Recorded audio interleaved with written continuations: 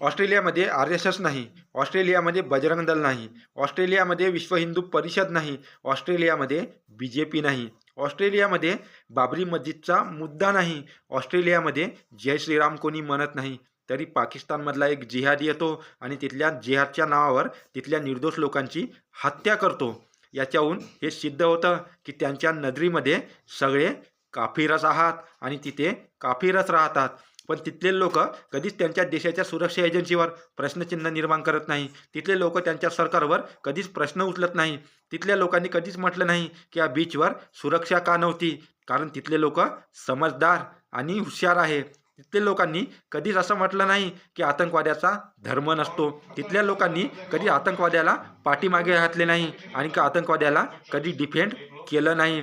हाच तर विचार आहे आणि हेच समजदार लोकांची निशाणी आहे. पण हा किडा भारतीय लोकांमध्ये जास्त वळवळ करतो, कारण इथल्या लोकांना त्यांना डिफेंड करायचं असतं, त्यांना धर्म वाचवायचा असतो आणि धर्म दाखवायचा नसतो. त्यांनी विरोध पण असा केला की त्यांनी एक सुवर घेतला आणि त्यांची पूर्ण जाहीर निषेध केला. याच्याहून सिद्ध होतं की आतंकवाद्याचा धर्म हा कोणता असतो. ज्या दिवशी ही गोष्ट भारतीय लोकांना कळेल त्या दिवशी भारतामधून आतंकवाद आणि जिहाद मुक्त भारत होणार हे निश्चित.